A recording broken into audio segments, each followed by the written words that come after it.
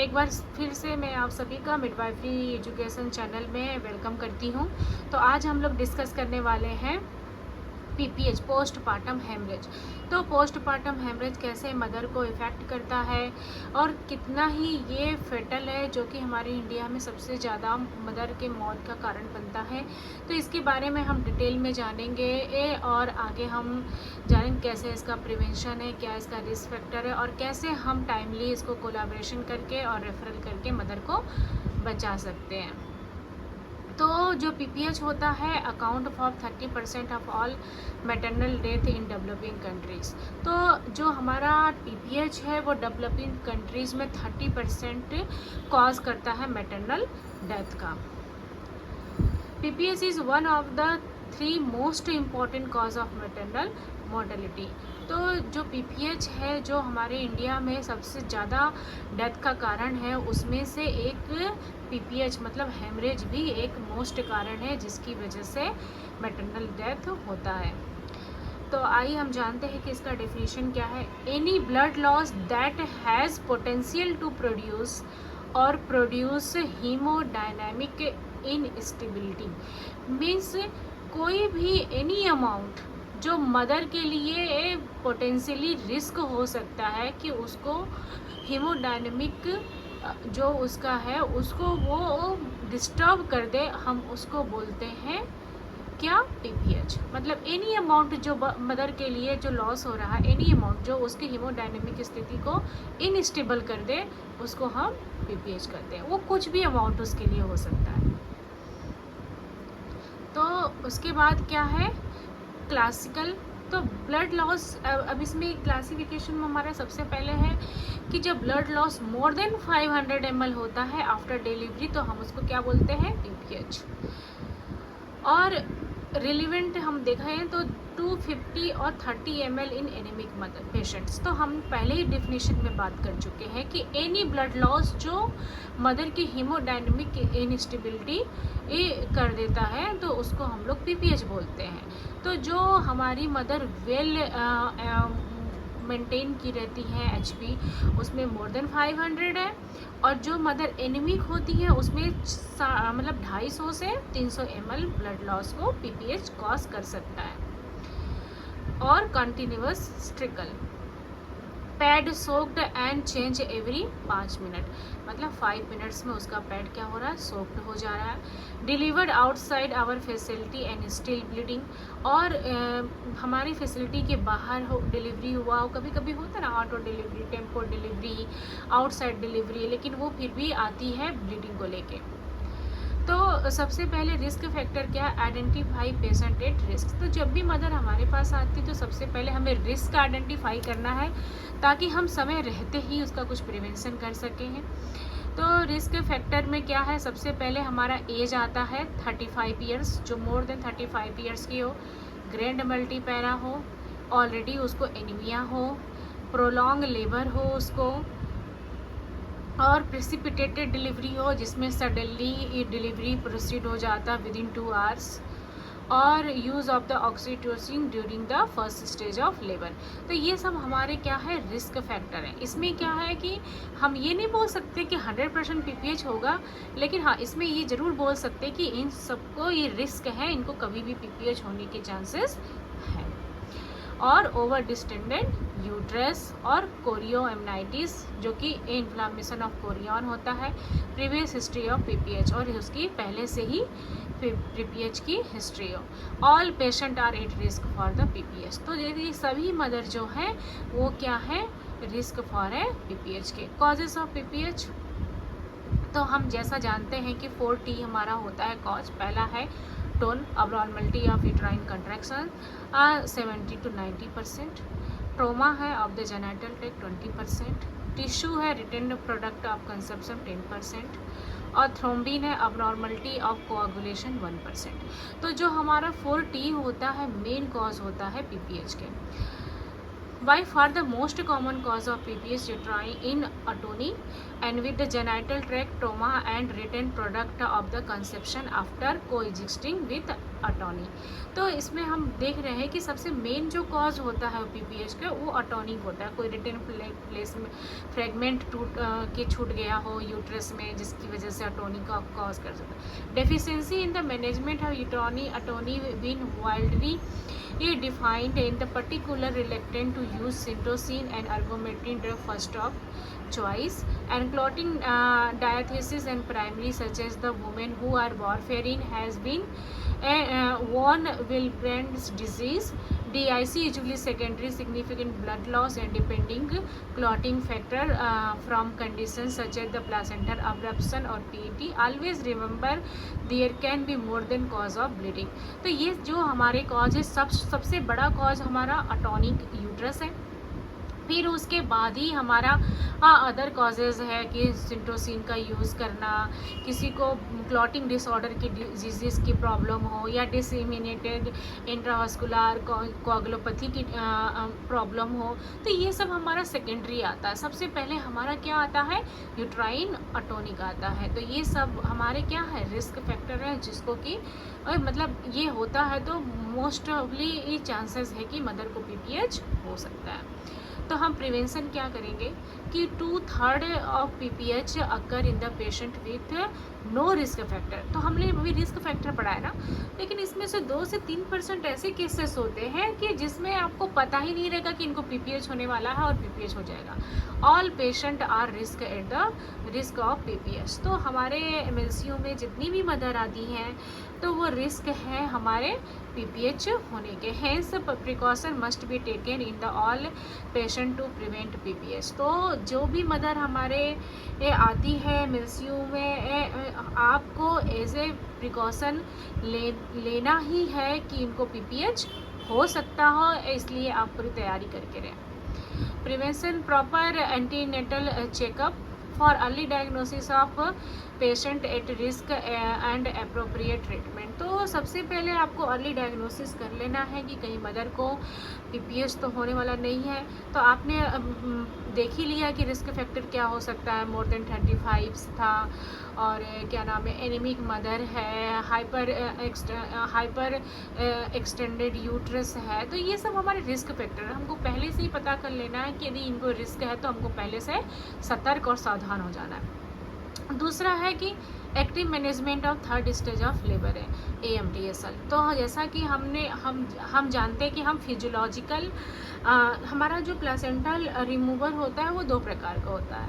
एक होता है हमारा फिजियोलॉजिकल, एक होता है AMTSL। तो हम फिजियोलॉजिकल नहीं करते क्योंकि हमारे इंडिया में मोस्ट ऑफ द मदर जो होती है वो एनीमिक होती हैं। तो इसलिए हमारा जो गवर्नमेंट का गाइडलाइन है, यही गाइडलाइन बोलता है कि हमको active management 3rd stage labour करना है। अपने से प्लासेंटा को बाहर निकलने के लिए वेट नहीं करना है कि वो और विदाउट ऑक्सीटोसिन हमें क्या करना है, जैसे ही बेबी का बर्थ होता है उसमें विदिन 1 मिनट के अंदर 10 इंटरनेशनल यूनिट ऑक्सीटोसिन मदर को लगा देना है। फिर हमें AMTSL active management of 3rd stage level में CCT के द्वारा प्लेसेंटा को निकालना है। फिर एडमिनिस्ट्रेशन ऑफ इंजेक्शन, जो कि हम पहले ही बात कर सके, विदिन 1 मिनट लगाना है। डिले कॉर्ड क्लैंपिंग करना है, delivery of the placenta by CCT, और चेक फॉर यूट्राइन टोन। और उसके बाद हमें देखना है मसाज करके कि यूट्राइन टोन है कि नहीं, क्योंकि बहुत most of the 70 to 90% cases हमारा अटोनिक का होता है। Management of PPH, there are 3 key principle for in the initial management of PPH. तो सबसे हमारा 3 प्रिंसिपल होता है पीपीएच मैनेजमेंट का। पहला मैनेजमेंट सबसे पहले क्या है, असेसमेंट अरेस्टिंग द ब्लीडिंग। तो सबसे पहले हमारा जो मैनेजमेंट है, असेस करना है कि ब्लीडिंग हो कहाँ से रही है ताकि हम उसको स्टॉप किया जाए। और दूसरा हमारा प्रिंसिपल क्या होता है कि रैपिड फ्लूइड रिप्लेसमेंट। हमको तुरंत जितना वॉल्यूम लॉस हो रहा है उतना ही मुझे हम सभी को उसको रिप्लेस भी करना है। There should be perform simultaneously, और साइमल्टेनियसली हमको ये परफॉर्म करना है। तो initial management of PPH, assessment करना है, arresting the bleeding, fluid replacement करना है, और इसको एक साथ ही हमको मैनेज करना है। तो सबसे पहले क्या करना है, इनिशियल मैनेजमेंट फर्स्ट स्टेप। तो सबसे पहले हमें पता है कि जब भी इमरजेंसी अराइज होता है तो हम एक अकेले कुछ भी नहीं कर सकते हैं, हमें हमेशा एक असिस्टेंट और हमेशा अपने एक कलीग की आवश्यकता होती है। तो कॉल फॉर हेल्प और मॉनिटर करेंगे ABC airway breathing circulation while using the non pharmacological method to reduce further blood loss. तो हम सबसे पहले नॉन फार्माकोलॉजिकल मेथड यूज़ करते हैं ताकि हमारा ब्लीडिंग स्टॉप हो जाए। सबसे पहले क्या करेंगे, secure 2 wide bore IV line 18 to 20 gag, मतलब 18 से और 20 गैग का हम कैनुला मदर को लगाएंगे।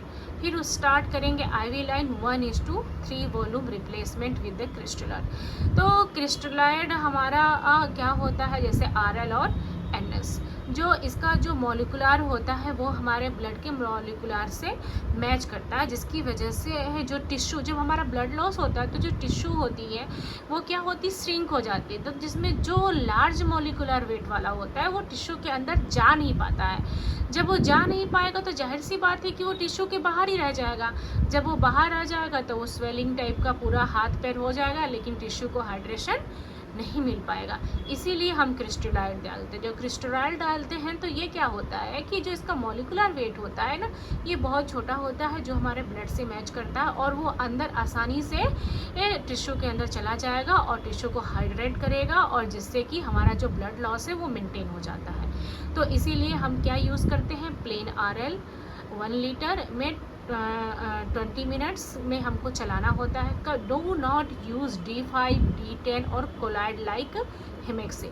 तो हम देखते हैं बहुत जगहों पे कि जैसे ब्लीडिंग हुआ लोग D5 या हिमेक्सिल लगा देते हैं। तो हिमेक्सिल लगा, आपका हिमेक्सिल मैं ये नहीं बोलती कि वो काम नहीं करेगा, इट विल वर्क, लेकिन आपका स्टार्टिंग में क्या हुआ कि ब्लड लॉस हुआ है तो आपका जो टिश्यू है वो श्रिंक हो गया, और जो आपका हिमेक्सिल है इसका जो मॉलिकुलर वेट होता है वो बड़ा होता है। तो वही प्रिंसिपल वर्क करेगा कि वो अंदर इंटर ही नहीं कर पाएगा, तो ये बाहर ही रह जाएगा।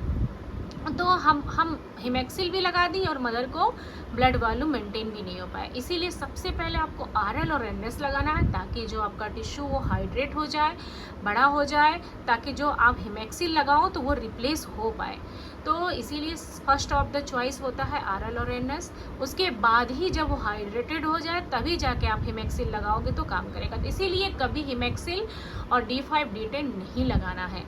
और 10 international oxytocin 20 international unit oxytocin लगाना है आपको मदर को, और इसको 40 to 60 ड्रॉप पे मेंटेन करके चलाना है 20 मिनट्स के अंदर।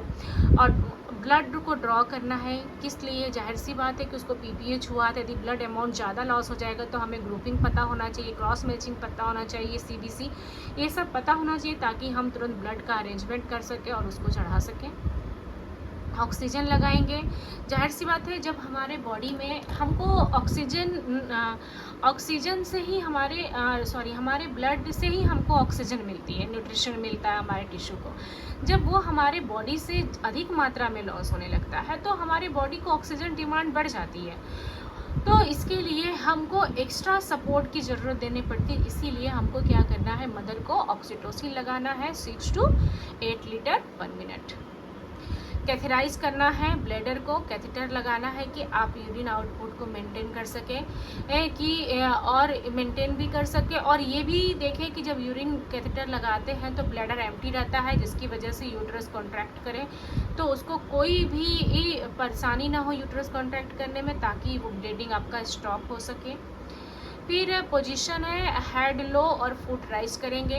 तो जैसा कि हम जानते हैं, बहुत लोग ये भी कहते हैं कि हेड लो करने से ब्लीडिंग जो होती है वो बंद हो जाती है। ऐसा कुछ नहीं है, हम लोग इसलिए करते हैं कि जितने भी हमारे वाइटल ऑर्गन हो हमारी बॉडी के, उनको ऑक्सीजन मिले और जब ब्लड फ्लो उधर होगा तो वो ऑक्सीजनेटेड रहेगा, तो हमारे जितने भी वाइटल ऑर्गन होंगे वो डैमेज होने से बच जाएंगे। तो इसी के लिए जब हमारा जो वाइटल ऑर्गन सेफ रहेंगे तो हम जो भी प्रिवेंशन करेंगे, जो भी ट्रीटमेंट करेंगे, वो मदर के लिए इफ़ेक्टिव रहेगा।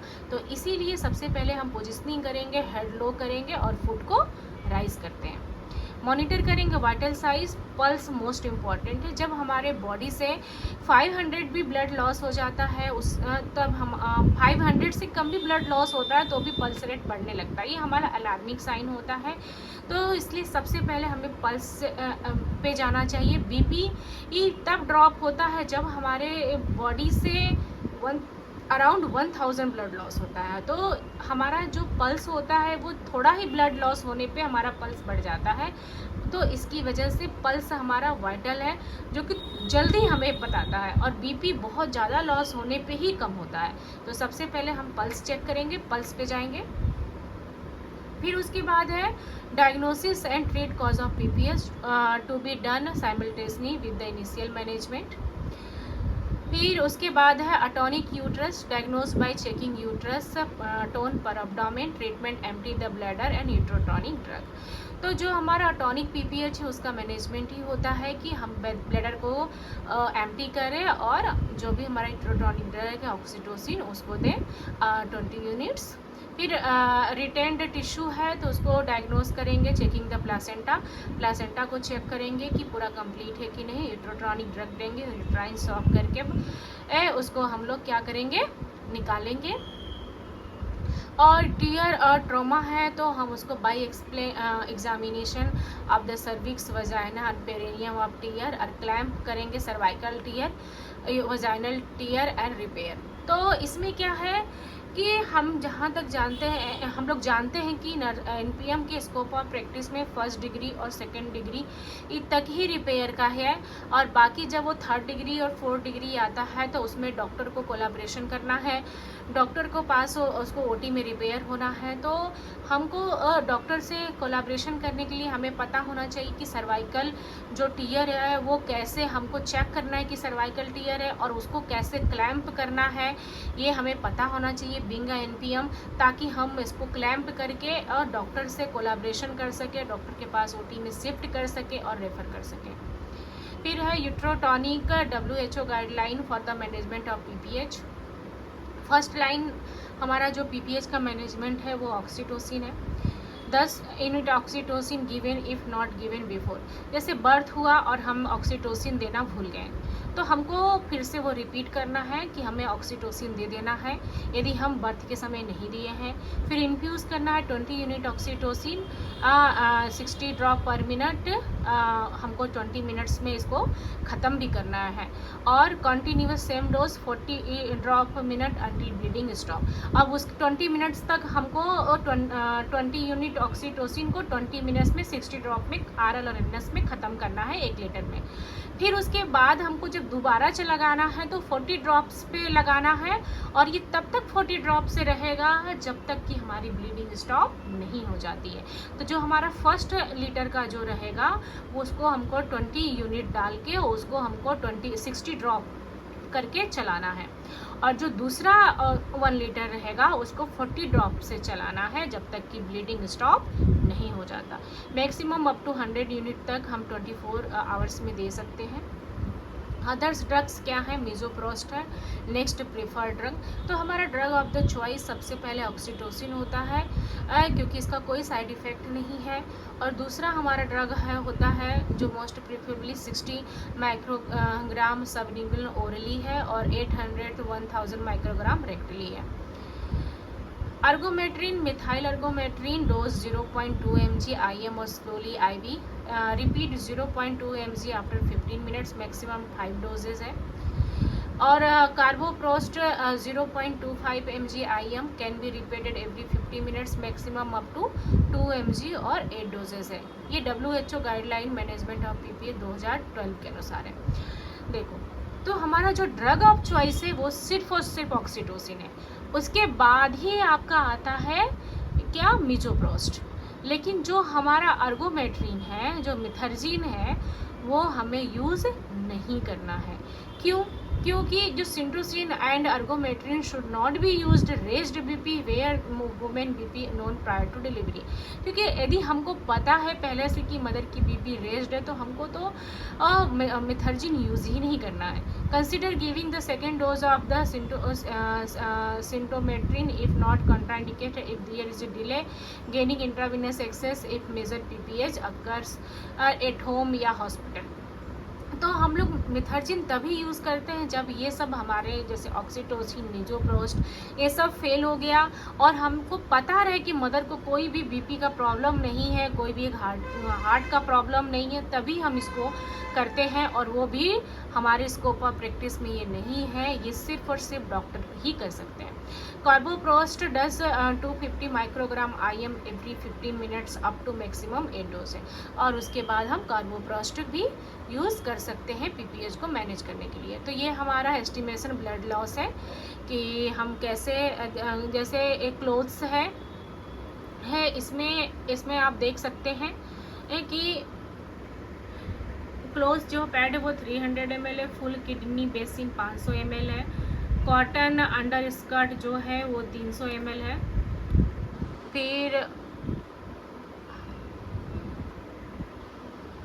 उसके बाद क्या है कॉटन साड़ी अंडर स्कर्ट 1000 है, और सिंथेटिक साड़ी जो है 160 है, और कॉटन स्कर्ट 100 ml है, स्पिलिंग 2000 ml है ये वाला।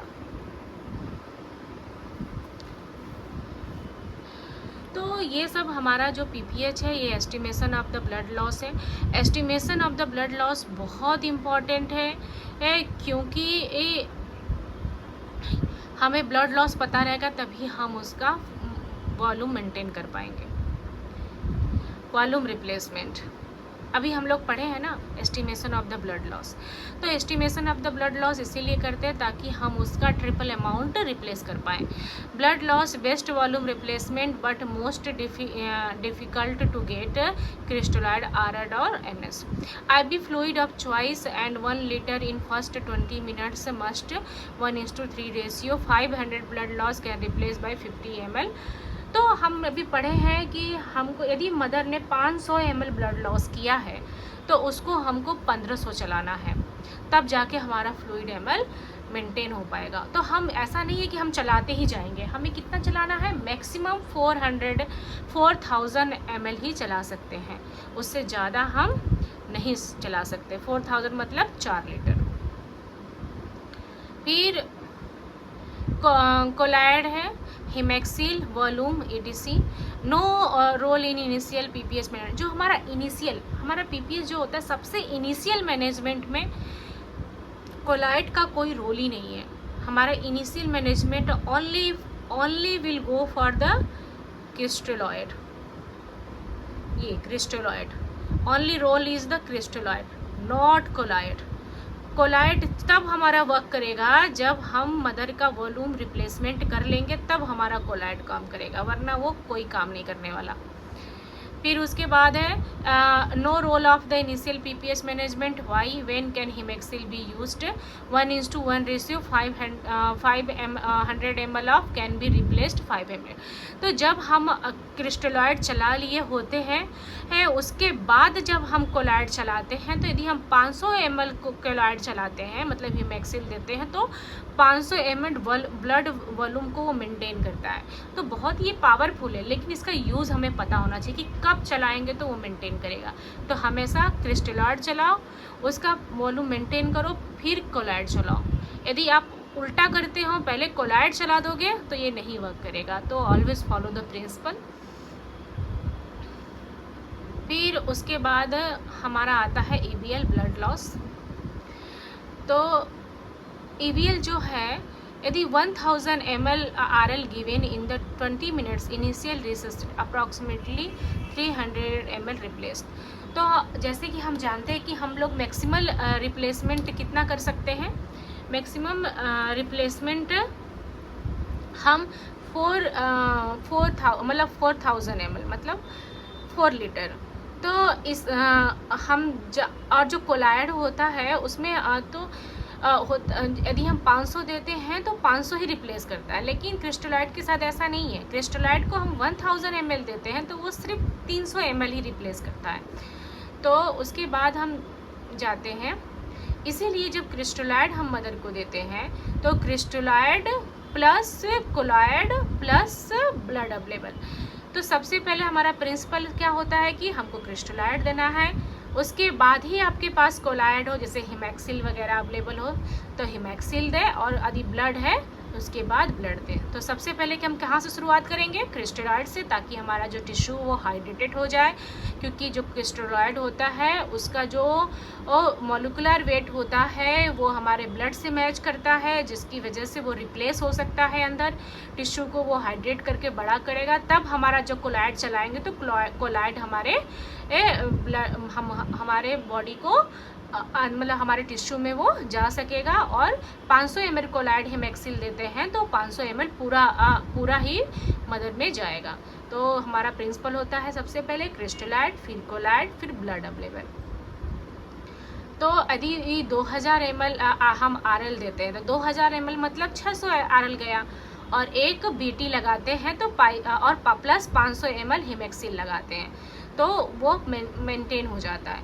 नहीं तो 2000 ml RL है, 2 BT लगाएं और जो भी आपके पास अवेलेबल हो उसके बाद वो लगा लें। फिर उसके बाद हमारा आता है क्रिस्टोलाइड प्लस कोलाइड यदि अवेलेबल है, कोलाइड मतलब हिमैक्सिल वगैरह। फिर उसके बाद हमारा 2000 ml यदि RL है और प्लस 1000 ml हिमैक्सिल है तो आपका फ्लूइड मेंटेन हो जाता है। और यदि आपका 3000 ml RL है और 500 ml का हिमैक्सिल है और आपके पास ब्लड अवेलेबल है तो ब्लड लगा तो भी आपका मैनेज हो जाता है। फिर उसके बाद है एक ओनली क्रिस्टोलाइड अवेलेबल है, आपके पास कोई हिमैक्सिल नहीं है तो आपको 6000 ml तक RL और NS लगाना है, तब जाके मेंटेन होगा। तो यदि हमारा EBL मतलब एस्टिमेटेड ब्लड लॉस 2000 ml है, मतलब 2000 ml लॉस हुआ है, तो ये हमारा 3 क्राइटेरिया है कि हम कैसे उसको मैनेज करेंगे। तो वही हमारा पहला प्रिंसिपल हो गया क्रिस्टोलाइड, मतलब ये हमारा पहला हो गया। ये या तो आप इस क्राइटेरिया से आप फुलफिल करिए, या तो आप ये क्राइटेरिया से फुलफिल करिए, या तो आप ये क्राइटेरिया से फुलफिल करिए। आपको 1:3 के रेशियो के हिसाब से देना ही है। आप जब 1000 आप RL देते हैं तो आप 300 ही ml रिप्लेस कर पाते हो। तो ये आपका प्रिंसिपल है रिप्लेसमेंट का। Non pharmacological method of to reduce the PPH। तो सबसे पहले आपको क्या इंडिकेशन है, the beginning until initial management resource are established after failure to arrest PPH bleeding in spite of efforts while transferring the patient higher center or into OT। तो हमको non pharmacological method कब apply करना है, तो हम लोग कब apply करते हैं नॉन फार्माकोलॉजिकल मेथड, तब करते हैं जब हम लोग इस्टेब्लिश्ड करते हैं, मतलब बिगनिंग स्टार्टिंग में कि हमको PPH हो गया है और हमको रिसोर्सेज लाने में, कॉल आउट हेल्प करने में जो टाइम लगता है उसको हम करने में जो भी समय जाता है स्टार्टिंग में ही, उसको मैनेज करने में जो समय जाता है उसमें हम नॉन फार्माकोलॉजिकल मेथड को अप्लाई करते हैं, ताकि हमारा रिसोर्स वगैरह सब कुछ अवेलेबल हो जाए।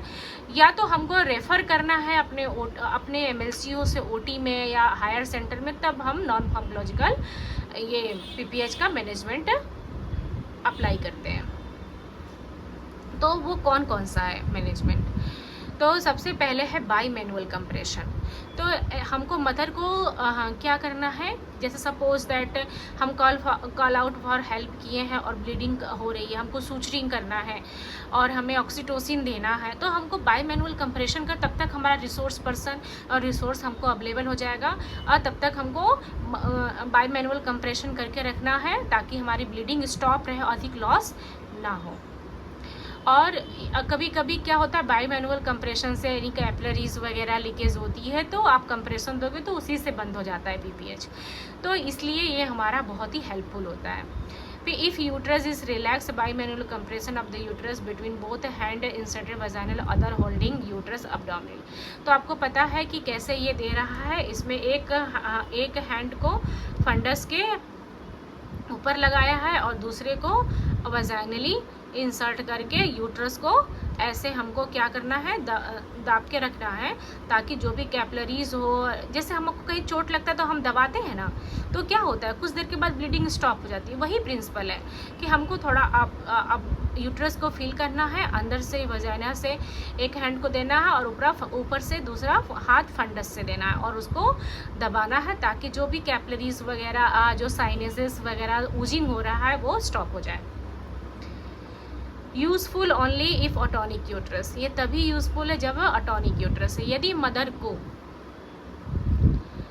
मदर को पीपीएच हुआ है, जैसे अटोनिक के अलावा, जैसे उसको टीयर हुआ है, डीआईसी मतलब हो रहा है, तो ब्लीडिंग प्रॉब्लम है, थ्रोम्बिन प्रॉब्लम है, तो इससे वो नहीं ठीक होने वाला है। ये सिर्फ और सिर्फ अटोनिक यूट्रस में ही इफेक्टिव है। आयोटिक कंप्रेशन, तो आयोटिक कंप्रेशन कैसे करते हैं, तो इसमें अप्लाई करते हैं downward pressure with close fist over the abdominal aorta directed through the abdominal wall. With other hand, palpate femoral pulse, check adequate compression, push palpate inadequate pulse, not palpate adequate। तो इसमें यह है कि हम इसमें lower abdominal iota पे हम pressure लगाते हैं by feeling the femoral pulse. तो ये हमारा इफ़ेक्टिव है या नहीं, ये जानने के लिए हम फीमोरल पल्स को पाल्पेट करते हैं। यदि हमारा फीमोरल पल्स स्टॉप हो गया तो इसका मतलब है कि हम इफ़ेक्टिव प्रेशर लगा रहे हैं, और यदि हमारा फीमोरल पल्स नहीं स्टॉप हुआ तो हमारा प्रेशर इफेक्टिव नहीं है। तो ये आयोटिक कंप्रेशन भी हम रेफरल के समय या हमारा रिसोर्स पर्सन अब आ रहा है उसमें जो भी समय जा रहा है तब करते हैं, ताकि हमारा ब्लीडिंग कम से कम हो।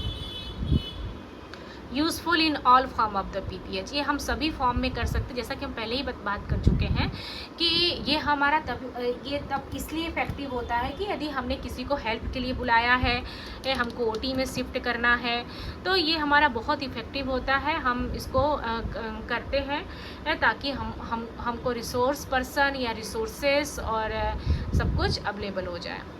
फिर उसके बाद यूट्राइन टैम्पोनेट है, कंडोम और gloves tamponade can be useful only in the atonic, ये भी सिर्फ अटोनिक में होता है रेफरल।